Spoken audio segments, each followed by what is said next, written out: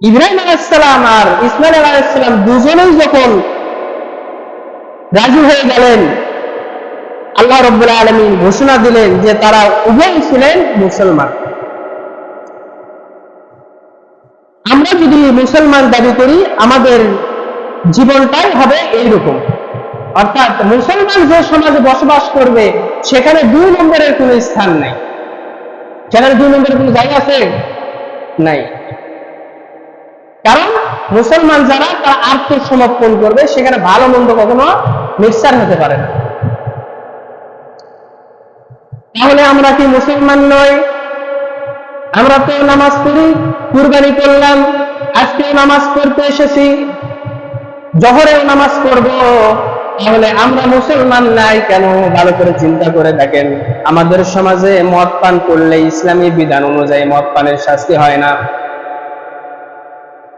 চুরি যদি করা হয়, হাত কাটার যে আইন আল্লাহ রাব্বুল আলামিন দিয়েছেন, চোর চুরি করে পার পেয়ে যায়, হাত কাটা আইনটা আমাদের সমাজে দেশে রাষ্ট্রে জারি থাকে না। অর্থাৎ চোরের হাত কাটতে তাহলে আপত্তি কেন? এইরকম ভাবে আল্লাহ যে আইন দিয়েছেন, ব্যবসা বাণিজ্যের ক্ষেত্রে যে আইন, সুদ খাওয়া যাবে না, সুদ হারাম, ব্যবসা হালাল, এরপরে ঘুষ নেওয়া যাবে না, শুধু ব্যাংকের কারবার করা যাবে না, ইসলামী রাষ্ট্র চালাতে হবে আল্লাহর কোরআনের আইন দিয়ে। বলেন, আমরা যদি মুসলমান হয়ে থাকি, তাহলে যে সমাজে সুদ আছে, ঘুষ আছে, এরপরে আল্লাহর আইনের বিরুদ্ধে আইন তৈরি করা আছে, মদকে হালাল বৈধ করা হয়েছে, চোরের হাত কাটার কোনো শাস্তি নাই, জেনার কোনো শাস্তি নাই, তাহলে সেই সমাজে আমরা নামধারী মুসলমান, নামাজ পড়ি, আর আল্লাহর আইনগুলো চালু নাই, বলেন আমরা কি মুসলমান? আমরা মুসলমান? বলেন মুসলমান নাই। সমাজে যদি কোনো অন্যায় ঘটে, যদি কেলেঙ্কারি ঘটে, এলাকার ভাষায় কি বলে? ফাইল তৈরি করে। কি তৈরি করে? ফাইল করে, গোপনে ফাইল করে, 50,000 টাকার ফাইল, 1 লাখ টাকার ফাইল, 30,000 ফাইল করে গোপনে গোপনে কি করে দেয়? মিটমাট করে দেয়।